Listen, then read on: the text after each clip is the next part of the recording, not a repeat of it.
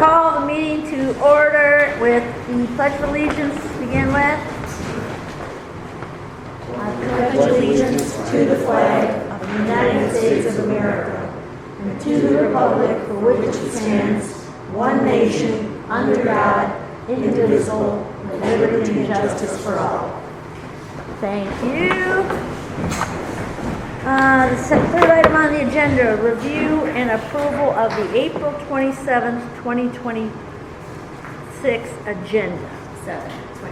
27.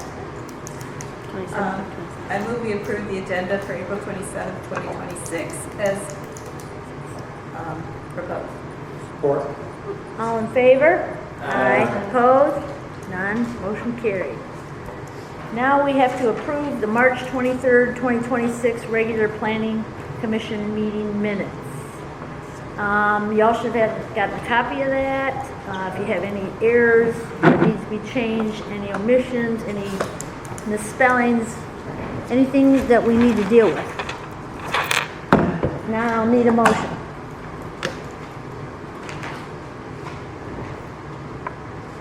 I move we accept the planning commission's regular commission meetings for March 23rd, 2026 as written. Support. Thank you. All in favor? Aye. Aye. Opposed? None. Motion carried. At this point in the meeting, we open it up to the citizens' comments. If you're here for the public hearing for the Edwards, that will come when we deal with that. That will be later. But at this point, it's anything else you want to talk to us about. If you have concerns, problems, we'll open up the floor to anybody at this point.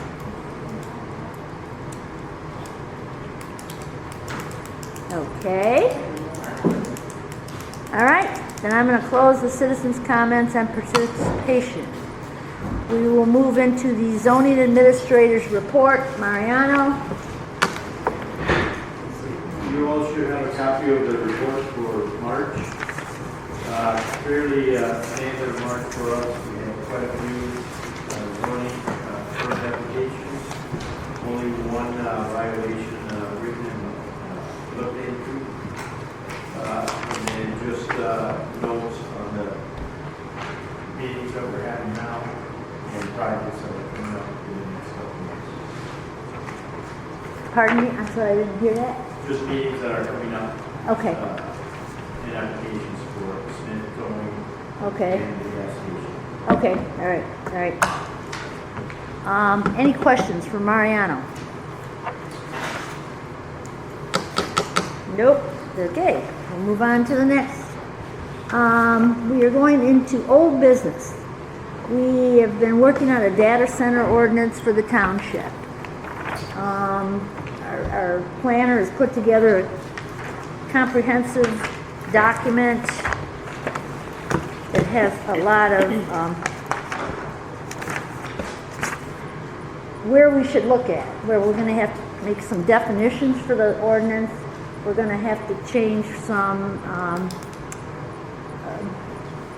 some wording for like commercial data center versus computer sales, computer center selling or fixing. So, and I think there was some issues as regarding the restrictions that because it is going to be a special use, we can have so many restrictions that we can make it more palatable to the township. You all should have gotten the packet. Any question? I mean, Dan, if you kind of want to go over a little bit, just kind of. Yes, thank you, Chair. To oversimplify the issue, data centers are part of the use that's currently permitted in line with township zoning ordinance in research and office zoning district and have been for a while. Because data centers historically meant places that you just house computers and process data for information. What you need to do is township finds itself being Thank you. some of the issues that can come with the hyperscale data centers that you see over and over. And so what we're looking at with the zoning ordinance amendment, set of zoning ordinance amendments is to propose some definitions and clarify some things regarding data centers and distinguish especially those large data centers. Where we have gone since our last meeting, we've had now three other discussions about this issue, so I can kind of drill down to the specifics we left off with in March. The comments in our packet regarding this start on page 8 if you're following along in the packet. In March, we gathered some comments that we addressed these will hopefully provide a comprehensive set of zoning ordinance amendments. The first topic we discussed in March was to distinguish small-scale from large-scale data centers based on building floor area. We initially had kind of a distinction based on the acreage of the parcel, but having it based on building floor area is going to be easier to enforce from a zoning administration standpoint and from just in terms of distinguishing these building scales. And so we did agree, the planning commission gave direction that in no case should any data center be a permitted use by right. Every one of them should have a public hearing through the special use permit process, whether they're large scale or small scale. So we distinguish large from small at a size of 50,000 square feet. I don't have an example of the community name off the top of my head, but I've seen one of the committee, at least in Michigan, do that distinction between large and small. But just to draw a visual for you to understand what that looks like in your packet, on pages 8 and 9, there are some visual examples of some sites that you consider or that would be around that 50,000 square foot threshold. 5 images in here. There is two, I'm just going to rattle them off here, but if you're familiar with any of them, we tried to find some in the area in Washington County. The 242 Community Church in Scioto Township, about 51,000 square feet. There's a warehouse flexible tenant space at 7852nd Street in Dexter, roughly the same size. The Bushes in Dexter is roughly the same size, it's about 49,800 square feet. Here in Lima Township, there's a hilltop greenhouse and farms. Oddly enough, the greenhouse portion, kind of the transparent windows portion of that complex, those greenhouses are about 50,000 square feet total. So give you an idea of what that footprint looks like. And the last example we had was from Chelsea, the Hatch Stamping, the manufacturing site in Chelsea. So from the outside, these look like fairly navigable, small to medium-sized warehouse or maybe medium-sized box retail store. So that would be the distinction where we start defining them as, of course, they all have a public hearing, they all have to go through the special use permit process. But it's at that point where the ones that are smaller will have a less stringent set of regulations than the ones that are larger. And that's what I'll get into from here is to talk about what some of those regulations would be. Before I get into that, just to go in the sequence of the packet, we also put together a map that has the locations of the combined floodplains, wetlands, and county-owned preserve or recreation parcels on page 11 of the packet. And so that's a map that shows you kind of where you could expect that if you're the developer or prospective developer of a large-scale data center, I'm sure they're looking for places that you don't have those kinds of barriers to site feasibility. And so these would, in all likelihood, be places that you wouldn't see being targeted for hyperscale data centers. We don't know for sure, but just to give you an idea of what some of those environmental sensitive areas are.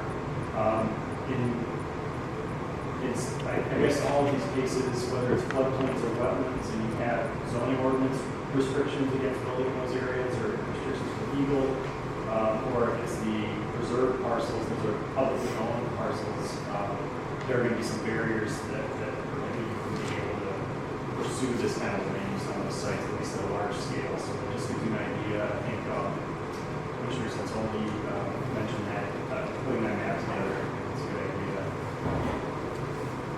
If you move down later in your packet, starting on page 14, we get into some of the specific updates that the Planning Commission asked us to look at and enter into a set of amendments. The first one, and we were kind of debating this one, or not debating it, but having an open-ended discussion about the closed-loop cooling system requirement.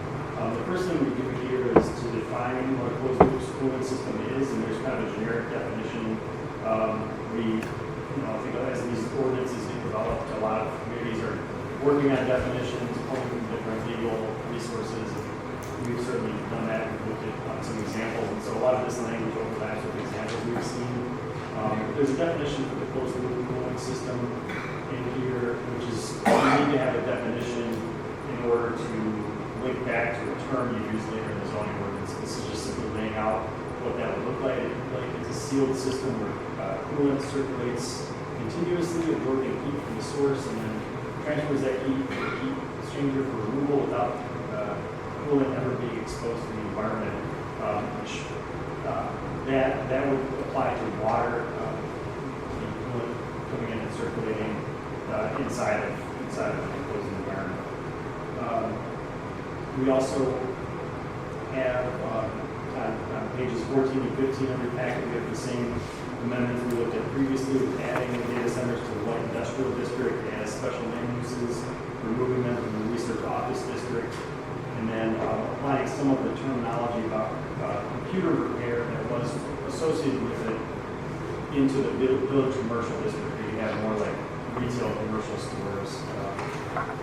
Then we get into this, what are called the supplementary regulations, which apply to specific special land uses.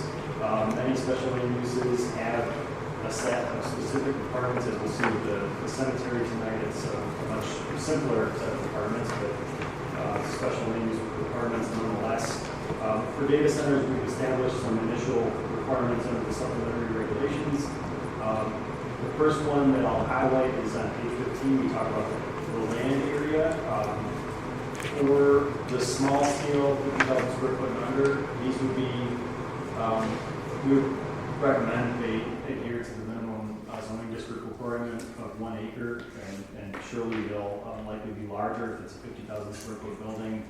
But then you get into larger scale, and that's where we can have a conversation about scaling up the size of the building, or the size of the site based on the size of the building. You might have a ratio of acreage based on the size of the building. For example, each fraction of, let's say, 10,000 square feet of building area, you might add an acre of land requirement, something along those lines, and we can look at developing that further.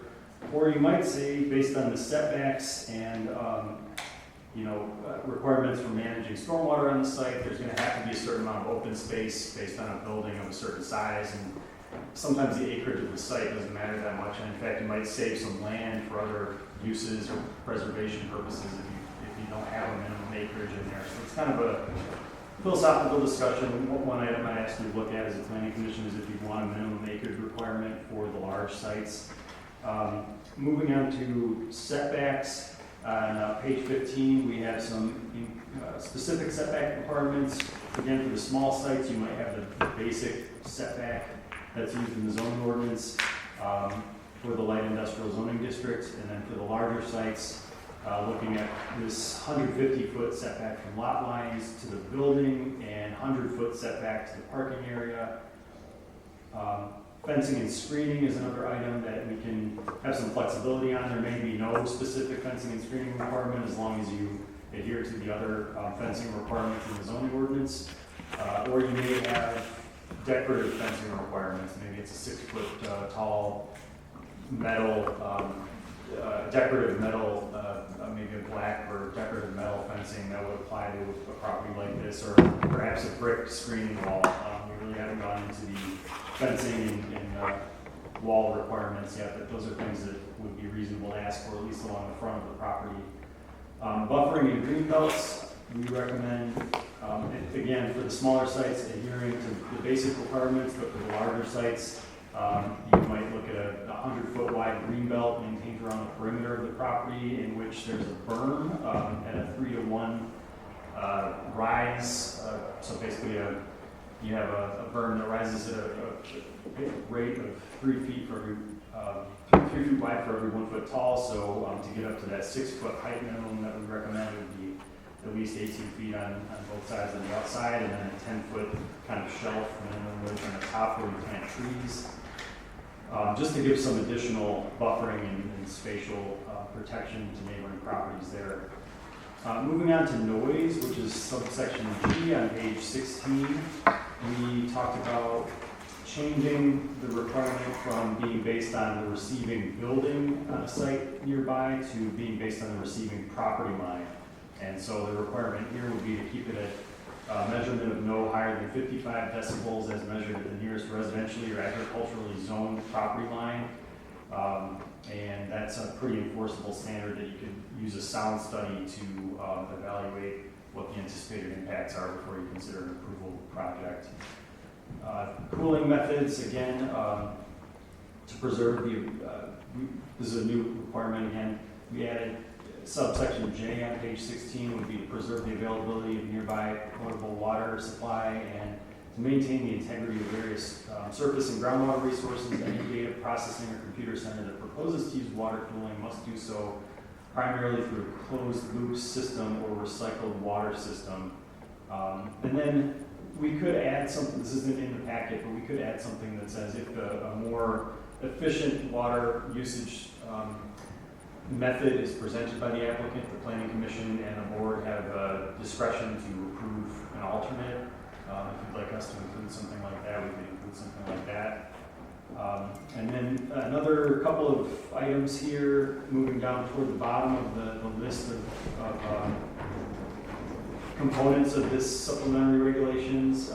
This set of supplementary regulations, the decommissioning plan, there'd be there's kind of language that we borrowed or overlapped with a lot of from another example, but looking at decommissioning and having some requirements for how the applicant shall include a decommissioning plan in their project that shows the anticipated life of the data processing center, the manner in which it's decommissioned, the actions that will be taken to restore the site, the removal of the equipment, the estimated cost of decommissioning, the method for ensuring the owner and operator will have sufficient funds available to decommission later. And then there's also a requirement in here that automatic decommissioning could kick in if there is no operation at the data processing or computer center for more than 1 year. Then there would have to be decommissioning that sets into motion. So all new aspects to think about there, in addition to the other requirements that you see on page 16, actually really page 14 through 17, which we reviewed previously. I guess the last thing I'll say is that, kind of zooming back out, you on the planning commission are really only obligated to allow uses or approve uses through site plan review that are permitted in the underlying zoning district.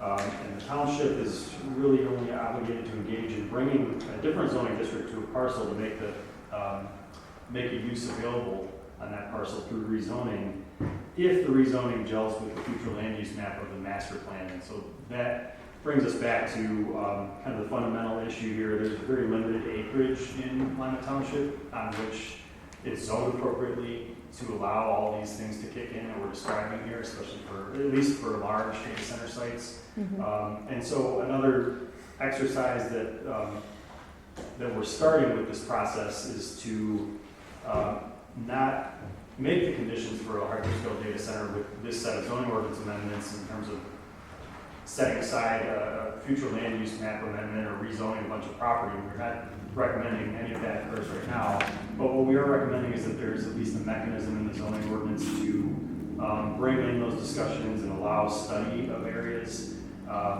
based on somebody demonstrating that there's a regional need and that environmental impacts will be satisfied and all those kind of high-level planning goals through a master plan amendment.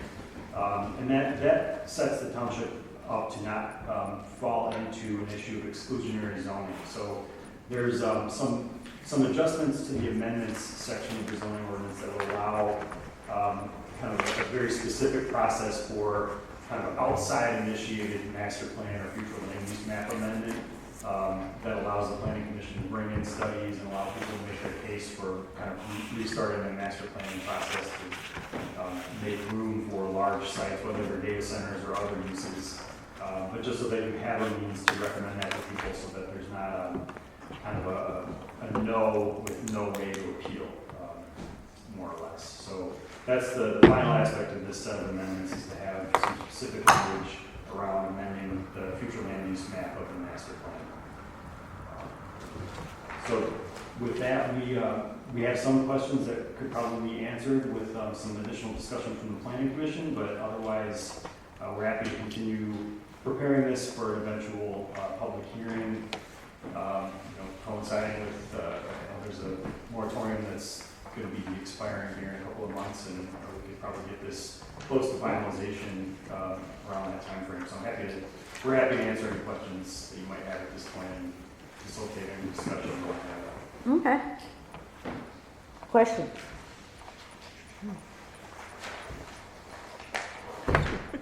Screening, fencing, what are pros and cons about, screening versus fencing? I mean, is it better to have a visual barrier, or do you want to be able to see what's going on in there?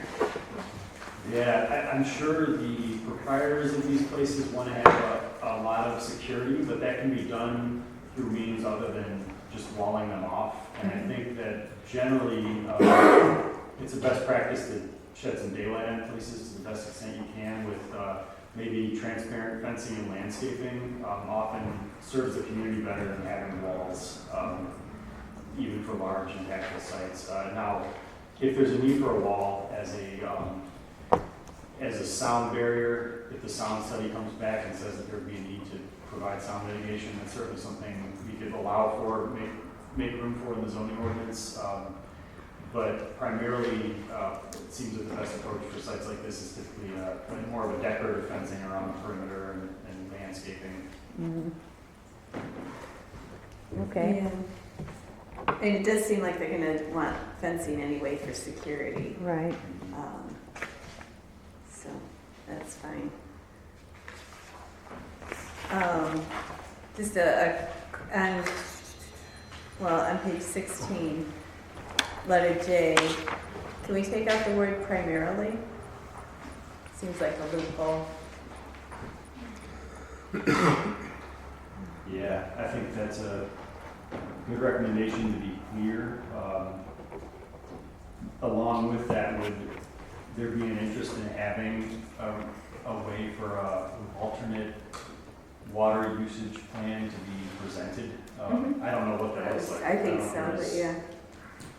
Yeah, and that could be gray water recycling. That's maybe some of it would be not technically closed loop, but there may be some other ways that manufacturers might recycle water that perhaps this isn't contemplating. So I think it's a good idea to strike primarily and then have something that says an alternate water usage plan to be proposed, if that makes sense to the planning commission.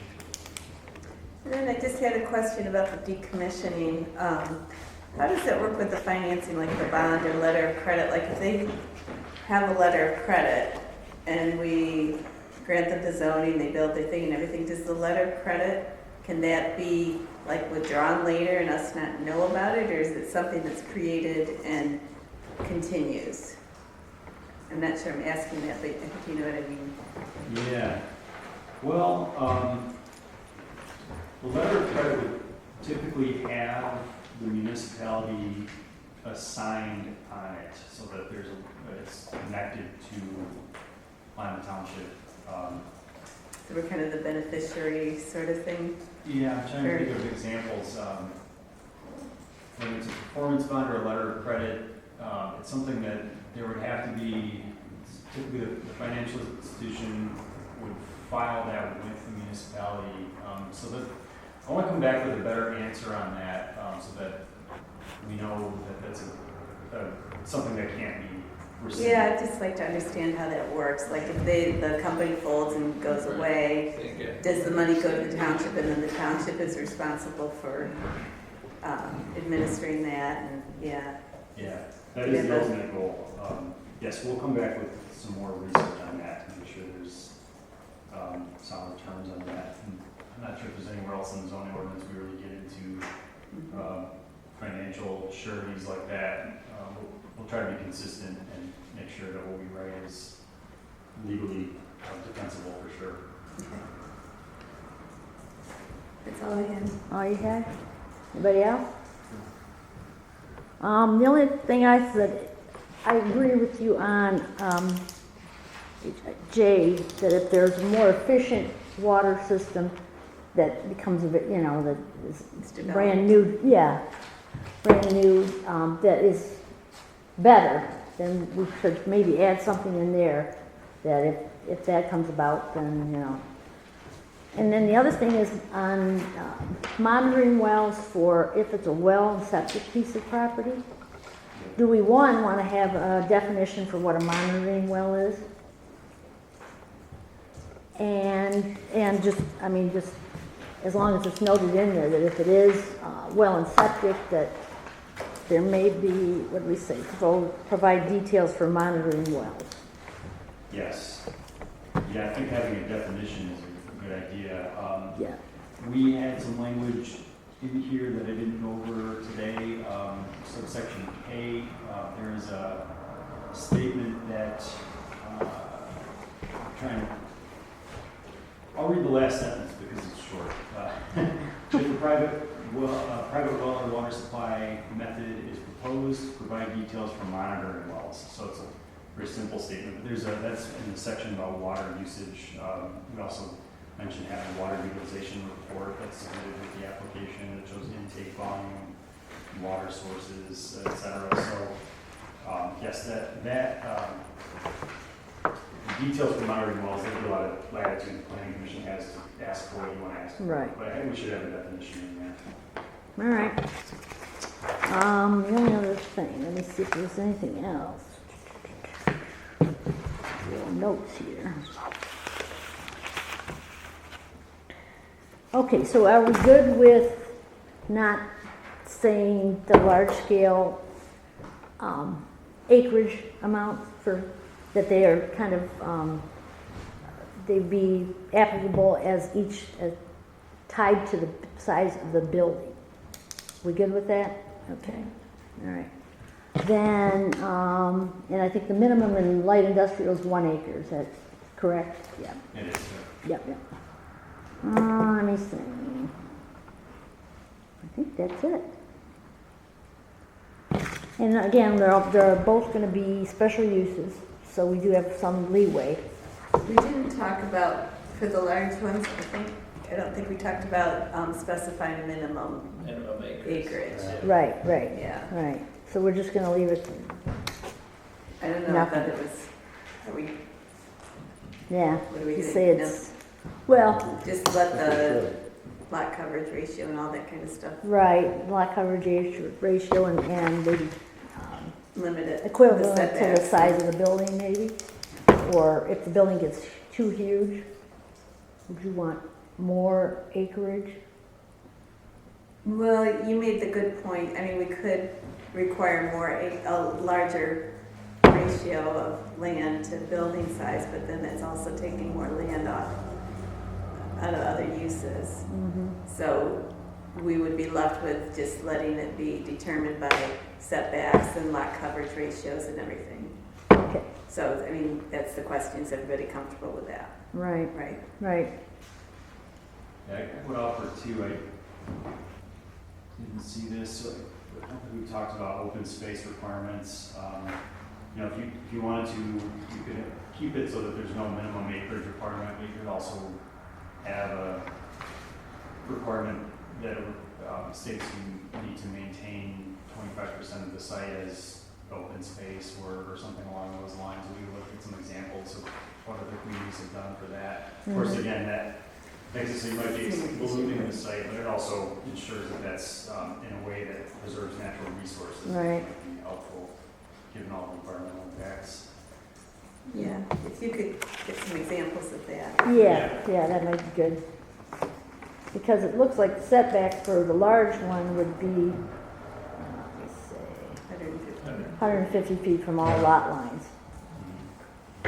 So, Well, what if they wanted to put some kind of power generation system? I mean, there's different requirements for setbacks on those.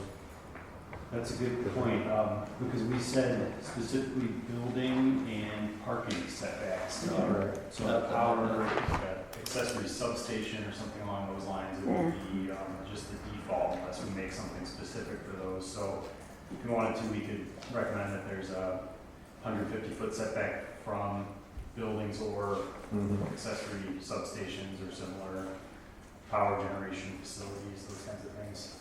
Yeah, that makes sense. Okay, anybody else? Any other comments? If not, I think we've kind of given you a little bit more direction, and maybe we can, I know we can't have them, cannot have a public hearing for our next meeting because of Memorial Day, and we're a week early. So it would be June when we would have the public hearing for that. And that gives you a couple months to get it kind of dialed in, so. Yeah, if we could try to get a revision done for the May meeting, Right. possibly at least an interim update, and then have the hearing in June if that schedule still works. Yep. Okay, does that sound good to everybody? Yep. All right. Thank you, Dan. All right. Now we're going to go into the new business, Edwards Cemetery. We'll start with, and I don't know, is there an extra survey for people to look at if they're here to talk about it? Oh, you mean the, Not really? yeah, I've got an extra copy of the Okay. survey. That lets people know what they're talking about. Yeah. I just have one extra. I thought we were going to get big ones brought. Did you bring some big ones, Mariano? No, Oh. They can use mine too. Yeah, you can use mine, just get, as long as I get it back, I'm No, good. let him use mine. I'll have him use mine and then my other spare. Okay. That way you can keep an eye, you know what we're talking about. Close one's fine. Okay. I guess what we'll do is, first what I'd like to do is, before the public hearing, is the applicant here? Okay. What I'd like you to do is say what you're planning on doing. And then we'll open it up to the public for their comments and concerns, questions. And if you have a question or concern, you got to address us, not them. So, okay, all right. So you can just kind of tell us what you're planning on doing. Well, just a simple 16-site family cemetery with a simple fence around it. We've got a nice clear spot away from anyone else's view on our property that we've picked out so far. It's visible in that survey you guys have in your packets. I don't know how many personal details you want to know. That's about all as far as factual business details. Okay. All right. Then we'll open up for the public hearing. Do you want to have Dan do his review? Well, yeah, Dan, I guess you could do your review. Summarize. Or you think we should do the public hearing first? I guess if my review, it might help Clear up shed a some few light on some things? details. Okay, and maybe all right. Why don't we do that? Do I'll your try to review, keep it concise. and then you guys get... Sorry, we're waiting. Thank you everybody for letting us comment on this request. The applicant's materials in your packet start on page 22. Some of those materials I did not cover in my report, but I do want to mention the applicant submitted responses to the special land use criteria from section 334 of the zoning ordinance, which I refer to in my report as well. And they have provided their own answers to the criteria, and I just encourage you to look at those because they give a lot of personal detail and background that this report does not necessarily get into. So I just want to mention that they've submitted materials. Of course, our report starts around page 34, and I'll get into my comments here. As mentioned by the applicant, this is a request for a private cemetery. Private cemetery is a permitted special land use in the RR, Rural Residential Zoning District, which is this parcel of zoning under the Lyon Township zoning ordinance. The parcel is zoned rural residential. It's also master plan for Ag 1 to 5 acre parcels, which aligns with that zoning. There are no flood zones or wetlands that appear on publicly available mapping on the site. The submittals that were provided include 6 sheets sealed by a surveyor. There's a vicinity sketch, parcel boundary, cemetery survey, cemetery details, and 2 sheets of legal descriptions. This is a special land use, and because special land uses require site plan review under the zoning ordinance, all requirements under Article 7 of the zoning ordinance were reviewed with this report, and so we're obligated to kind of call all of them out. I know this is a long report, pretty simple site. We go through findings on all these requirements. Some of these standards are not applicable to a site of this nature. It's not a site that has any paving or very detailed design features, and so some of the requirements don't apply, but some do. I'll just summarize the ones that would apply from Article 7 that don't appear to be provided so far. The first one is relating to topographic information. If the surveyor can provide some elevation data, some grading information proposed or existing contours, I assume the topography is not going to change very much. That would be something we look for on the plans. Simple request is to have the name, address, and phone number of the property owner and the applicant on the actual site plan drawings. I know the surveyor's information was on those drawings, but having the owners on there as well would be required under Article 7. We also would look for the proposed, there's a section that pertains to proposed streets and driveways. Within that section, what appears to be missing that should be provided is the proposed surface type and width of the access driveway. There's an easement that's provided, and I didn't see the surface materials or the width of the driveway, so those details should be added. Moving down to some other standard information, just adding notes pertaining to the existing zoning of the site and the surrounding sites. We're looking for required yard setbacks, and that can just be a list coming from Article 4 of the zoning ordinance. There can be a list of what the setback requirements are.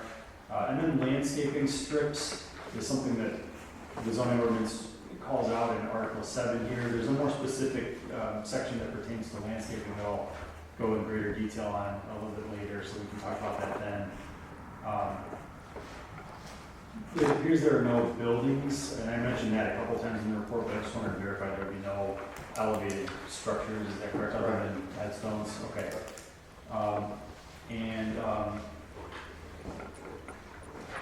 We also mentioned in this section, the last thing is just means of water, providing water, if there's any well water that would be available for irrigation or for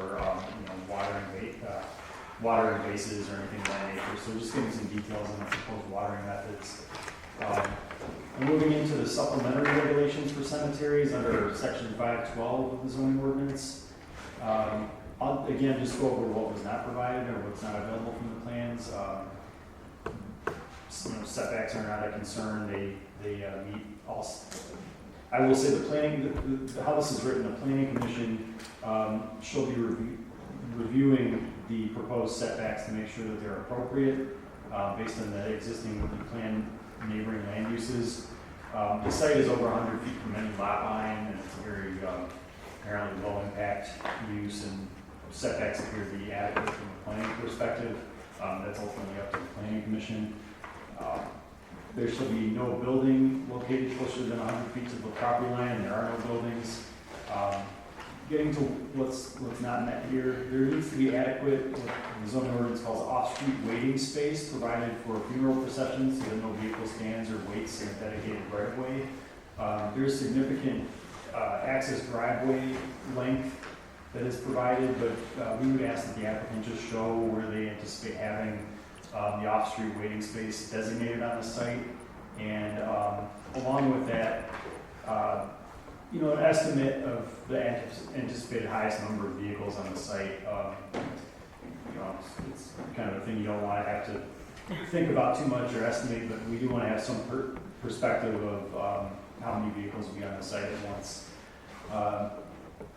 We also mentioned that there's public road access. This is a parcel that's got two narrow access points to public roads on Scioto Church Road along the north edge of the site, and then more specifically on Fletcher Road where the driveway will be entering the roadway.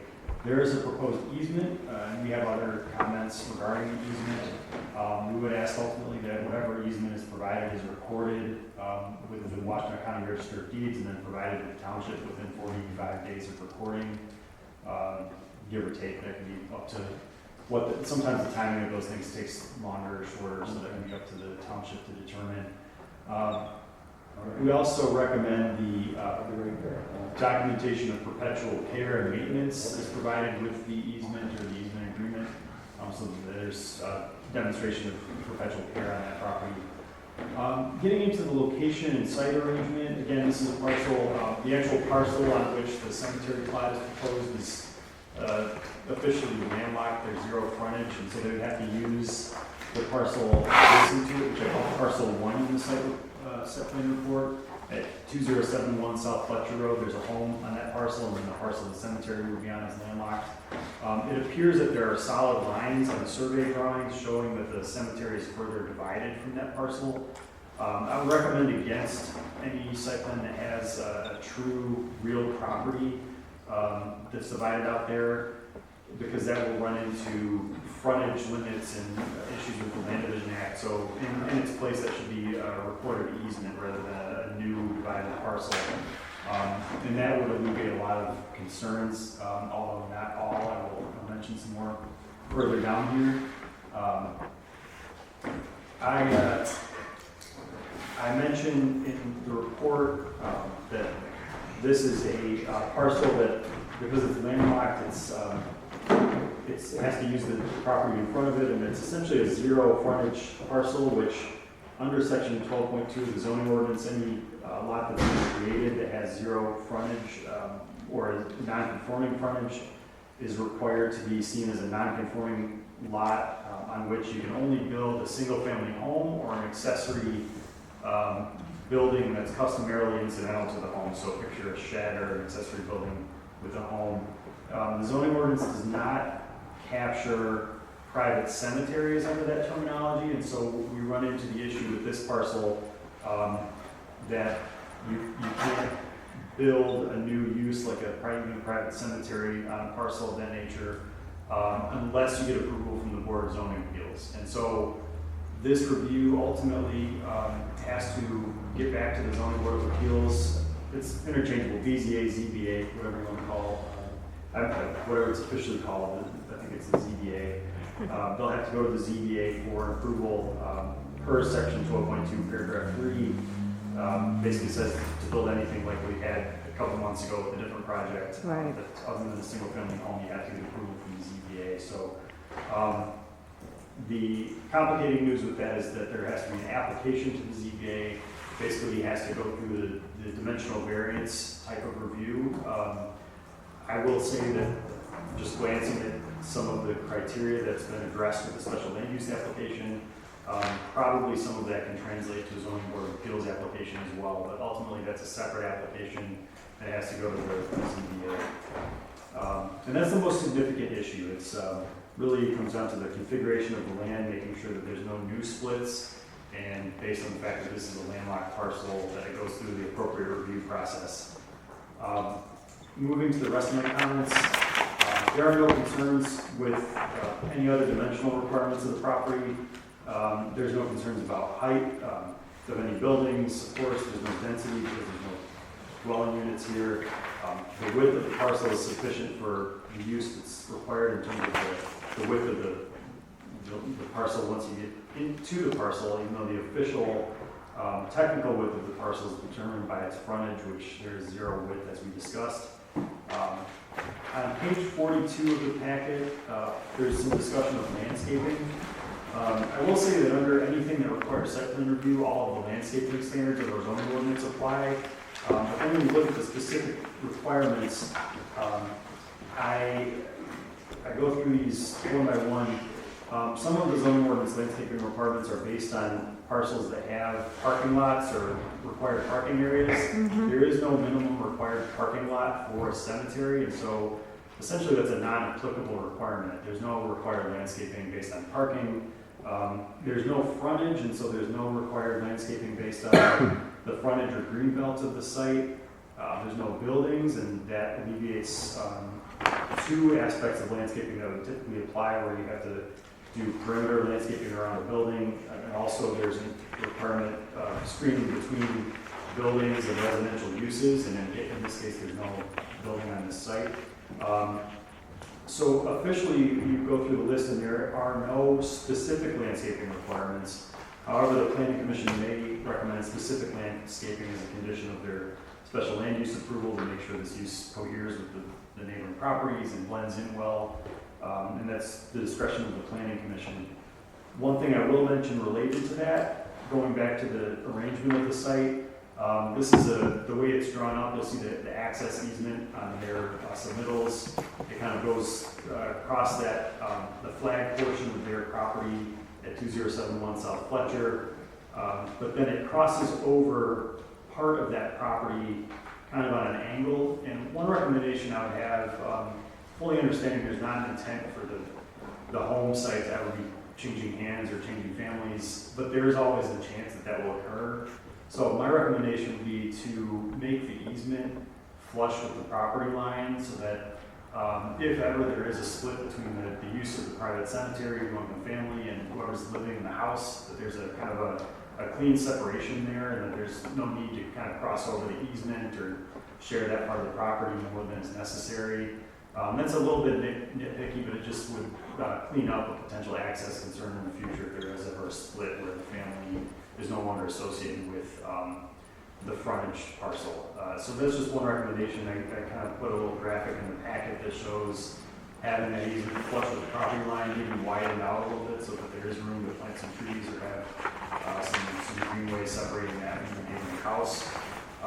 And that's really the discretion of the Planning Commission if they want to adopt that as a condition of approval, and up to the applicant how they would plant that, unless the Planning Commission has specific requirements that they impose on that. My report also includes special land use findings on page 44, because this is a special land use and zoning ordinance. I will try to summarize these as best as possible. The first is that the special land use will be harmonious and in accordance with the general objectives of the Township Master Plan. The cemetery will be anticipated to bring low levels of traffic to the site. It will be a use that's compatible with the preservation of low-intensity land use that's typical of the agricultural zoning districts. So it appears that that standard is met. The use has to be designed, constructed, operated, and maintained so as to be harmonious and appropriate in appearance with the existing or intended character of the area. Again, this is a small site, 2,288 square feet of total cemetery plot space on over 9 acres of land that's presumed to be largely open space. So again, harmonious, it will be anticipated to be harmonious with its surroundings. It's also not anticipated to be hazardous or disturbing to existing nearby uses, which is one of the criteria we have to look at in section C, so long as the appropriate approvals are received from the county health department. I believe that standard has been met. That the use is compatible with existing and adjacent uses of land, and will promote the use of land in a socially and economically desirable manner. The proposed use will have minimal impact on the adjacent properties and will allow the subject site and adjacent properties to develop in whatever manner they choose in a socially and economically desirable manner, essentially. Whether the site will be served adequately by public water, public or private water and waste treatment services, again, pending any information on irrigation or water for races, there's really anticipated to be a very minimal public utility component to this. That the use will not create excessive public costs and will not significantly decrease property values of surrounding properties. That one, again, this is preserving open space and will involve no development that will cause detrimental impacts to neighboring properties. That will reduce property values that we can anticipate. Last two here, the second to last is that they will meet requirements and standards of the zoning ordinance and other applicable law standards and requirements or regulations. Those will be met subject to the conditions of this report. And then finally, that this will be harmonious with the natural environment and or unique natural features. And again, this is a small disturbed area and a larger site that will be mostly open space, so we believe that criterion has been met. And so we think there's adequate justification for the special land use approval in this report, pending any action by the ZBA on the variance aspect of it, or the ZBA's review aspect of it, and then pending preliminary and final site plan review. That being said, we think that this use could be conditionally approved for special land use and potentially for preliminary site plan, understanding that there would have to be significant more details that come back with the final site plan review.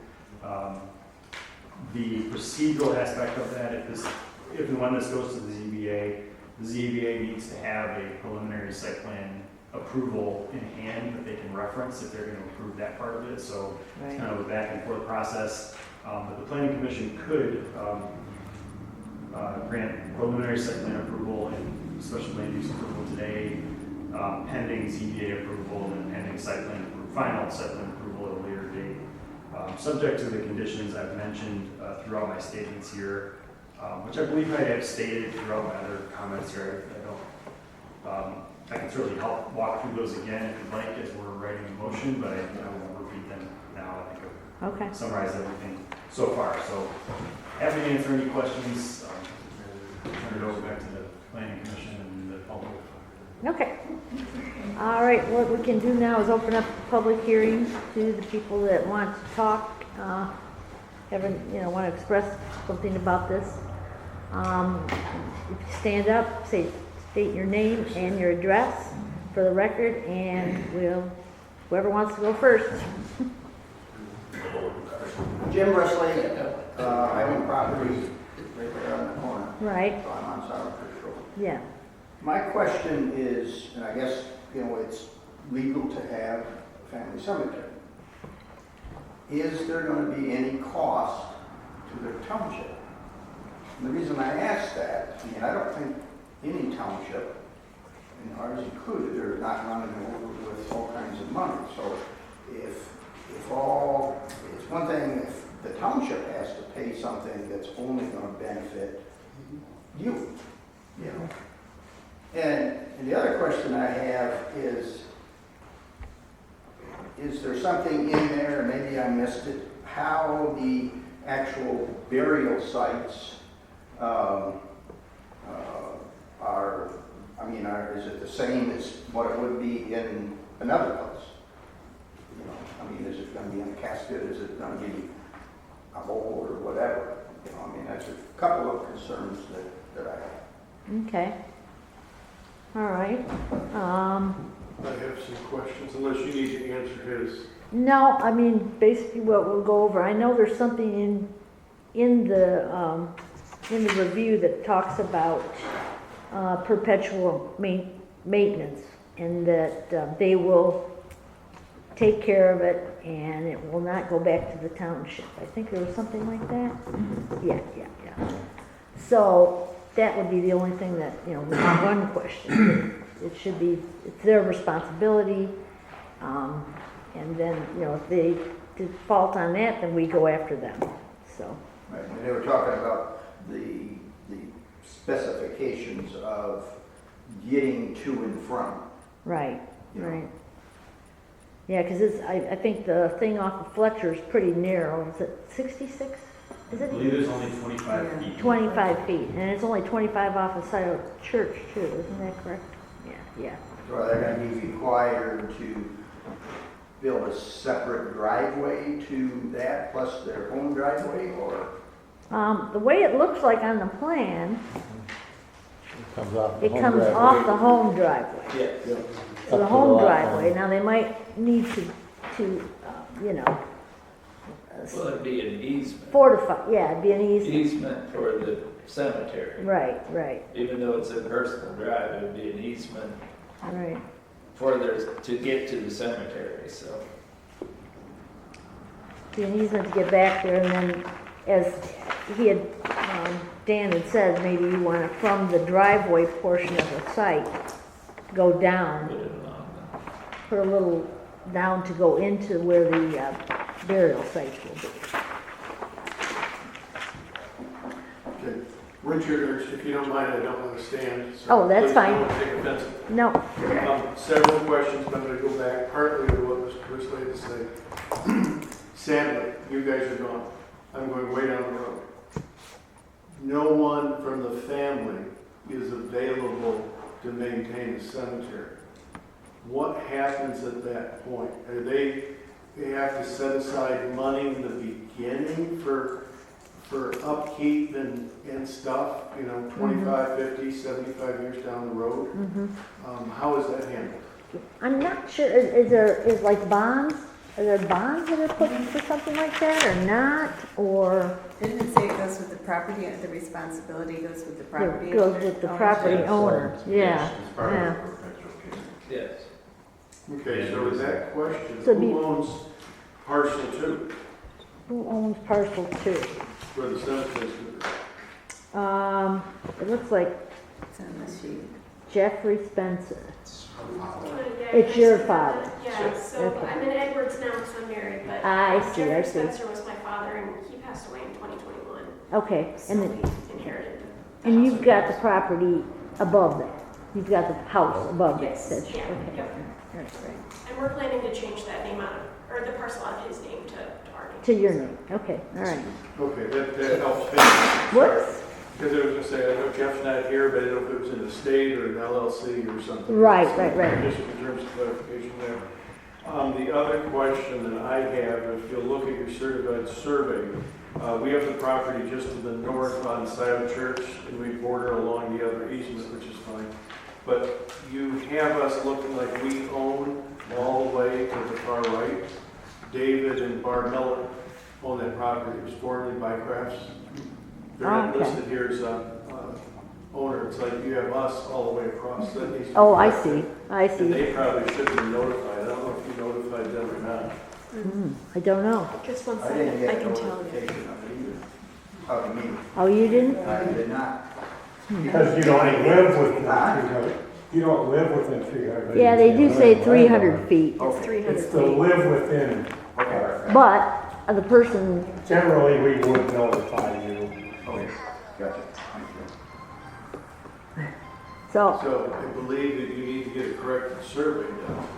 And Okay. speak to said certified surveyor. yeah, You missed a house. because he didn't put that down, yeah, you're right.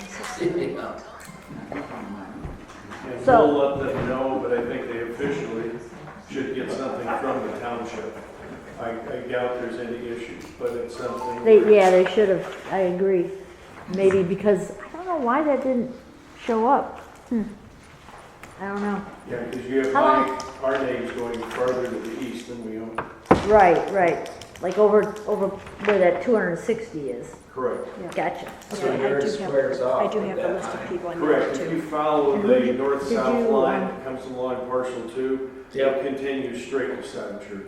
What was Okay. it? What was their names again? Dave and Barb Miller. Dave and Barb Miller. Let me see here. She's got a list of the people Yeah. that she had notified. Yes, I did send a notice out to Dave and Barb Miller. Okay. Okay, there, yeah, good. And who else were we questioning? That's it. Oh, okay. Well, Jim Brisley was Yeah. wondering, but Yeah, I know, but he's not within the 300 he feet lives. yet. Yeah, Yeah, You're too far down. you're too yeah, fast. it's too far down the road. Okay. Any other? Just in the same vein, because I caught something he said, but I wasn't sure. So down the road, the cemetery's in place, everything's fine. Right. Can they split off parcel 2 and have other homes built up there, or do they have some odd restrictions with that? It depends on, when was the original parcel? How big was the original parcel for your dad? Yeah, it's landlocked. He's always had it in those 2 parcels. like Okay, that. all right. Yeah. So, I think because it's landlocked, and it's because it's got only like 25 feet to Are you one. gonna make it into one parcel, or are you gonna keep them 2?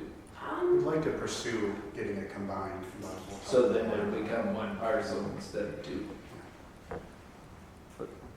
with the 25-foot easement, they wouldn't be able to subdivide that property anyhow. No, I don't think they'd be able You to have to have divide a- it with I the think you have to have a 25 feet. 66-foot wide easement Right. to be able to put Yeah, multiple yeah. homes on a. And the only other thing they could do is, and this is why it has to go to the ZBA. Anytime you try to use something different than a non-conforming lot, can be used as a residential home, that's it. So anytime you would try to put like 4 or 5 residential homes, that would have to, yeah, that would not be allowable unless they went to the ZBA and the ZBA. So if I'm understanding what you just said, 20 years from now, if they chose with another sibling to let them build a house, that's not going to be an option for them? I mean, to split the land off and put another house on it, Was it a I'm primary not use? sure. Is that the question? Is it a primary use? it would be a primary use, but So you'd have could to they split it that off? into I'm not different- even sure you could split it off, to be honest with you. Let me word it differently. Could they, build a second home and sublease it to whomever? It doesn't have to be a family. Yeah, I'm really, I don't- not really highly worried, but just I thought he said that the Right. property could not be split again or could not Yeah. be used as a building site. And I was trying to clarify that. and I think because of, neither one of the accesses are 66 feet wide. Right. Since they got a second access, that might, That might change it, I don't know. if they got the access off the side of church in addition to the access off of Fletcher Road. It's still not 66 feet wide. No. Well, I thought you just need 2 access points then. Well. Why is it 2? Is that what you're asking? No. He thought, You can only put one house on a parcel if you don't have more than, if you don't have 66-foot wide. You need two-way traffic. All I'm saying is there's 2 access points to the property. One's off of Fletcher, and then there's another easement off of side of church. I think when the house was originally built, or going to be, he wasn't sure, the builder, Yeah. which he was going to use. And if you see the layout, he picked a much saner direction. I know, I looked down the road. is it, oh, okay. So nobody might even be able to get back there from the one side. That's not, Okay. that's not even the most sane direction when it's moving. Okay. I don't, like I said, parcel 2, and we've got parcel 1. Well, I think it was, One parcel is, I believe, 9 acres that has our home on it, and the other one is 3.72 acres. I think it's the other way. It's the other way around. The sizes are correct, I may have them back, so apologies. the home's on the 3-acre, Yes. and then the larger parcel where you have the cemetery is on the 9 acres. I mean, I always thought he had 13 acres total, so that adds up. Yeah, okay, all right. Maybe in on the question about future buildability. I did look at Google Earth or on our parcel map, I can't remember which, but you have to zoom out. I think all parcels around you have home sites on them. There's no way to get to Fletcher Road or Silent Church Road in a way that you could develop anything more than what's there right now. But to the south, potentially someday there's a larger farm property. I forget the name of the road to the south, but conceivably somebody could build a road through that and then subdivide that and develop that. That's pretty hypothetical. Right. In terms of these 2 parcels, I think there was a good hypothetical that was raised. You, under the zoning ordinance, can build up to 1 single-family home and its accessory building on any non-conforming parcel. Right. That would include the completely landlocked parcel, Right. technically. And they could gain access to an easement, either the one that's existing out to Fletcher Road or up to Church Road through that other. There's a strip of access there, but there's no driveway. So that other parcel could have a home on it someday, in theory, but it's almost virtually impossible the way the land is configured now that any further approval could occur. You couldn't build a subdivision or a site condominium back there because Right. there's no room for a 66-foot wide private road right away, for example, to get through there anyway, so. Yeah. Just another little bit of perspective. Okay, all right. Is that Yep. clear as mud? Okay. Jim Truesdale, I live just south of them. We're the farm. Okay. Is it Truesdale? Okay. Tuesday. And I have one question, I guess. Where the driveway currently goes up now, and the proposed easement will go up to the site location. Is that are they gonna be required to put in an access road to get there? Or just provide a easement for future use? To the cemetery, you mean? Yes. The way it was written, it was gonna be grass off either drive, right? Correct. Yeah. It's gonna be a grass drive getting to the cemetery. Off And the then, drive. I think you did make it, Dan, you did say something about making an easement to the Right. cemetery. Yeah, So it would be an easement, it but wouldn't it'd be a road. grass. But it would be an improved easement, or is it just field like it is now? I think well, the way this is drawn, it's just field, Yeah. as it is now. Yeah, but it says it was, we just on the grass. Okay. There's no requirement on looking here in the specific standards for cemeteries, although we do want to have the information on what the surface material is on the site plan. In section 5.12 for cemeteries, you have to show that there will be direct ingress and egress from a paved public road, which means you have to have the easement connect all the way to Fletcher Road in this case. There needs to be an easement for ingress and egress from the public road to the land on which the cemetery is located, and that easement must be recorded. And there, of course, we talked about the provisions for perpetual care and maintenance of the cemetery property, which would include everything encompassed in that easement up to the cemetery. But there is no specific standard or requirement for the road paving material is that I'm aware of, unless you know anything. Okay. So I guess it could be grass. Long way of saying it could be unpaved. That brings up the question, okay, so there's no specific, does the guy that's gonna dig the grave or the cemetery, or I don't think Johnny will drive by, I mean, that's some disrespect, but I don't think Johnny's gonna drive up there with his car, because that driveway is very, very narrow and the brush and everything else. I didn't know if the cemetery people have certain, requirements, even if you had to take a backhoe up there and that kind of stuff, That was leading to my question of how are you going to get there? Right. If you recall, when this cemetery down here was not being cared for, my father was buried there. We had a rainstorm. Johnny Mitchell put the casket in the back of a Suburban and So as long as if he's it needs around. to be done, it'll get done. That's probably not an issue. If I could just say something too, we've spoken to the funeral director at the home about that, because it is pretty rural, rough land, and he said as long as you've got the paperwork and everything, you can strap it to a trailer if you'd like and tow it back. Oh, okay. Well, where my parents are buried now, and it's in the country down towards Blissfield, and it's just grass drive. The cemetery's in the middle of the field, so and they make it whenever. Which is fine. Right. Yeah. No, it's not odd to have, especially the older cemeteries, Right. to have a grass drive. And there are like 16 burial plots, is that correct? Yes. And they're like, what, 10 by... No, 10 by 4, yeah. I have a question, this is more out of curiosity Mm-hmm. than anything else, because we're very far away from where their property line is. Mm-hmm. What type of burials?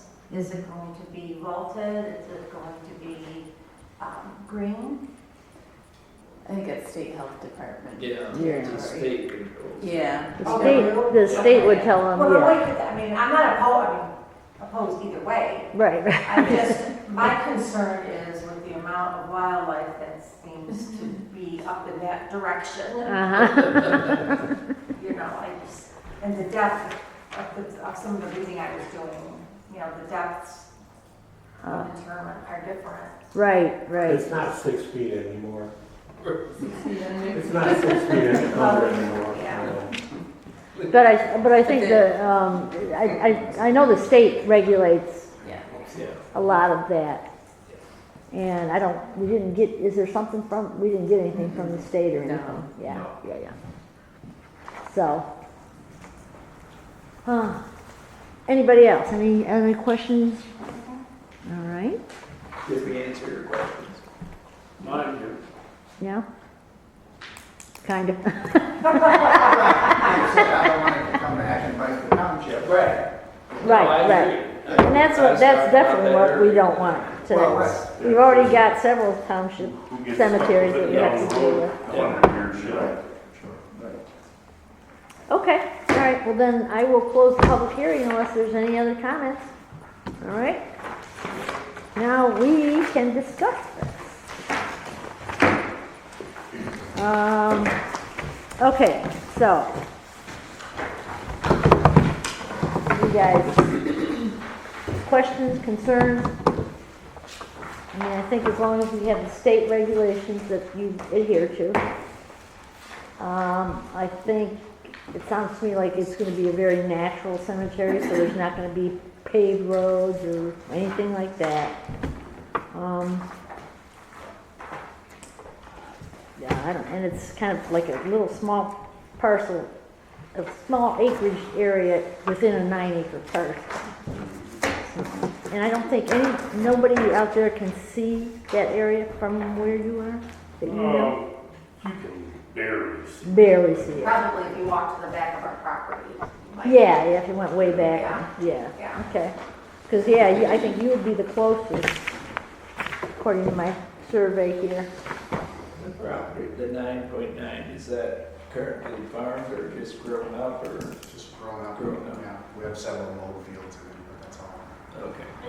It's backed by forest on the east side, so really only a few people can see from there in the wintertime. Oh, okay. And you're gonna keep all the trees and all that jazz. Okay, good. Okay, Deer Haven, sounds like. yeah. The deer will be visiting a lot, yes. Questions, anybody else?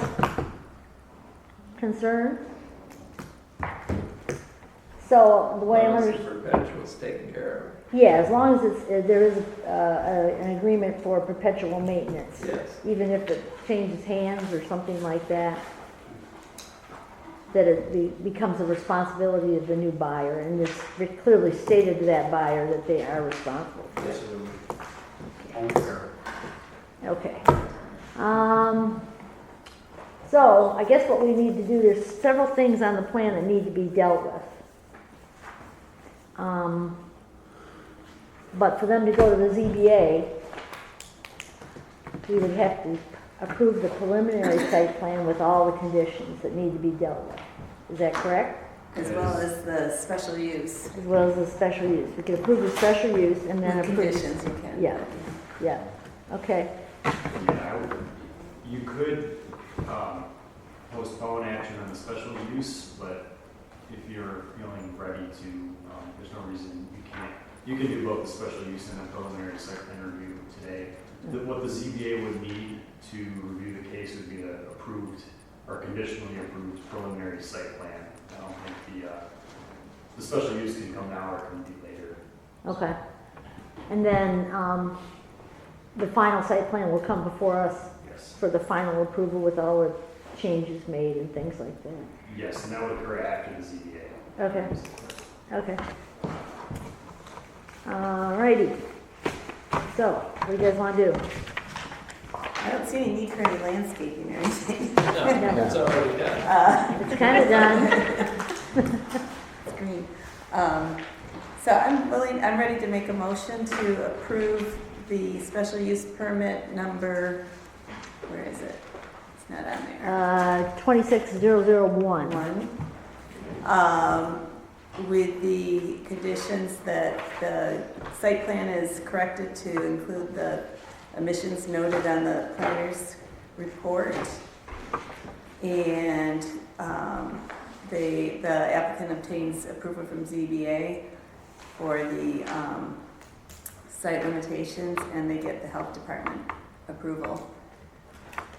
And I guess a separate motion For the site plan, yeah. Let's do the special use first.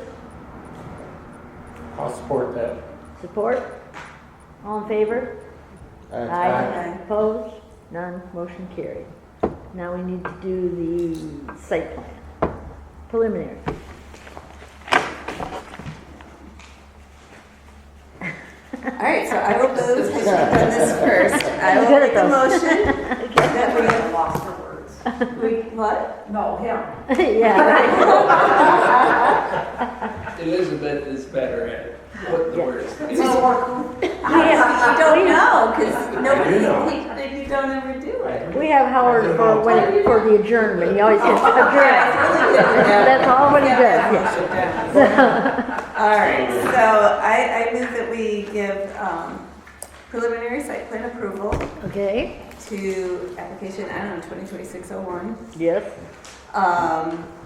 Conditioned upon the applicant correcting the site plan to include the information that was missing as noted on the planner's report. Is that, everybody good with, well, I need a second. Was that you? Did you mention the ZBA on that too? No, I did not, because it's a preliminary site plan approval. Oh, okay. Yeah.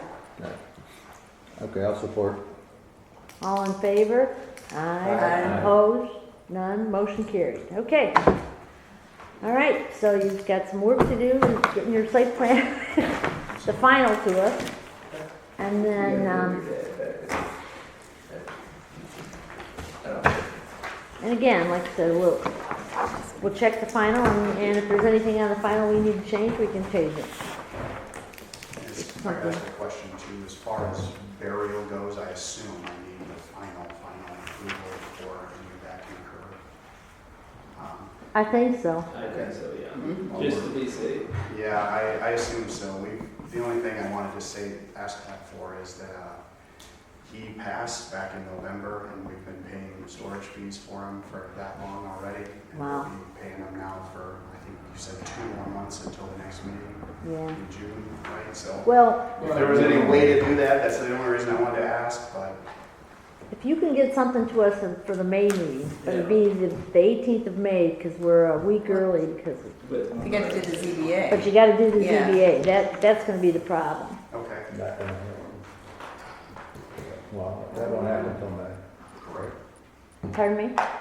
The ZBA normally meets Thursday, Ah, like 3 days from now.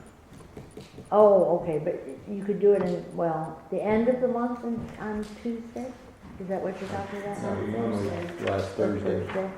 The last Thursday? Yeah. Oh, So wow. it'll be after the next Well, planning I commission don't know. meeting. Suggestions? Unless you do a special ZBA meeting. right. Okay. Yeah, you could do a special ZBA meeting.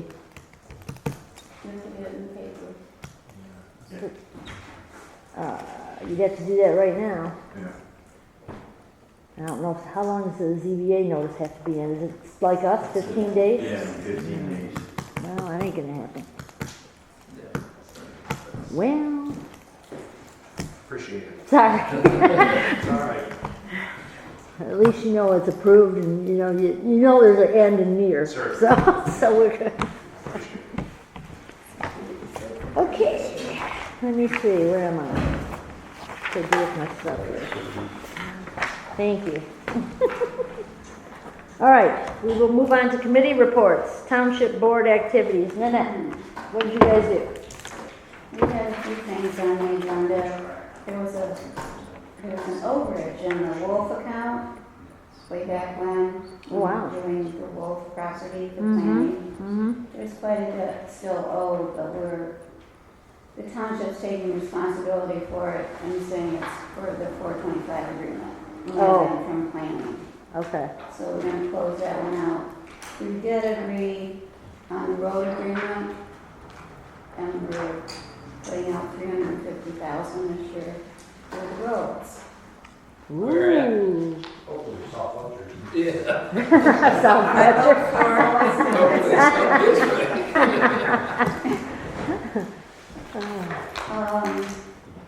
And as far as, let's see, we did approve the landscaping waiver for the gas station. Good. We did do that. And I did mention that at the recycling to them about their, No decision at this point for no, them? I told him he needed to probably speak with the people there. Okay. Thornton Farms, that's still with both attorneys. All right. There's been no decision yet. And actually, Bill found out that Sites Drive and Lewis Drive should be kept up now, that we shouldn't have to worry about it as far as for our road agreement, that it's something that both of those roads should have been kept up without us having to put money towards it. The county should have maintained it. Gotcha. Why is that? There's something to do with the state. And because they're along the highway, both of them, Mm-hmm. The service drives. right, they're service drives. Oh. I agree, they need upkeeping, because And they need it Right. up, They really need and upkeep. they never have had it. Hmm. 'Cause So it's that's always good. been up to us if we want to do anything. Well, good. That's good. I'm glad the Cook Road Commission how do we did get the it. state to pony up some money to do it?